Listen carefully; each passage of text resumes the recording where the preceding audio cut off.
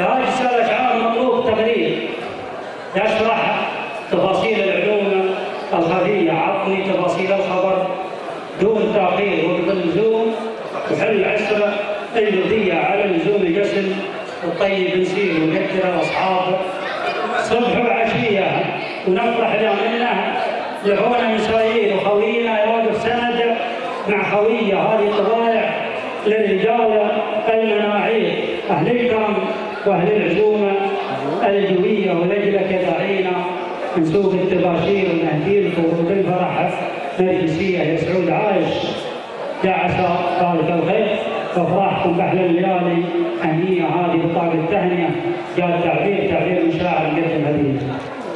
هذا ما يسيدها الثانيه الشيخ عايش بن معلم واخوانه في الناس من زياره المسلمين.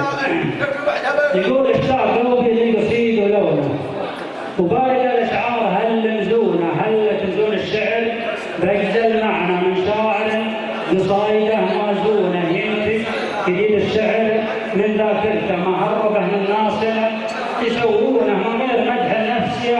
اشعاري عز الله من بين القصيده اصونه واتعب على صنع القصيده الجيد اللي عليه البصمه المضمونه بصمه تميز شاعر عن شاعر ويشهد الهواتم يوحونه. ويا بغيت اهدي القصيده الغالي اهديها واربع قدره وجانونه اهديه في رفعه لها سمعتها سمعه الله بين الملا مصيونه طيب ومعزه واحترام ونخوه ولقاء عزه وبالوفاء يوفون. هذا المعلق صيته متعلق بالمرايل دائما يمشونه.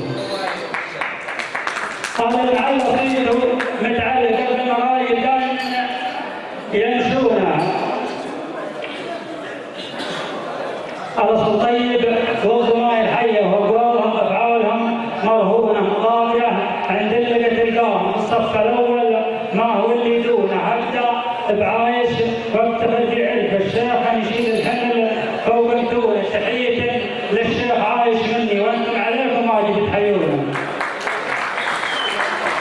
تحية للشيخ عايش مني وأنتم عليكم واجب تحيونه. الشيخ على فعل النداء متعود أنا وناس غيره يطرونه واكبر دليلا ما يبين الشاهد لازم يكفيه شوف عيونه وهو مزعل طول الله عمره الاسم غير الطبع لو تدرون طبعه من رجال يصون القوه وفي مادفه خطير ما يردونه. قصاني من عز واصرف ربعه ساساسيل وجيداته قرقونه. والشاعر مبارك جزيل المعنى شاعر سود الحره يسمونه كسار الطلات من مبداها شوق الهنوف التلفه المزيونه. بنت الرجال اللي تشد العاني عكسيه اصل وفصل مصيونه. وبختصر قولي واقول اخرته واقول قولا كلكم تروحونه من غير قاصد في عيال معلم اللي ورا البحر احمر او من دونه ومن بين عكس الله يديم القوه ودرب التوحد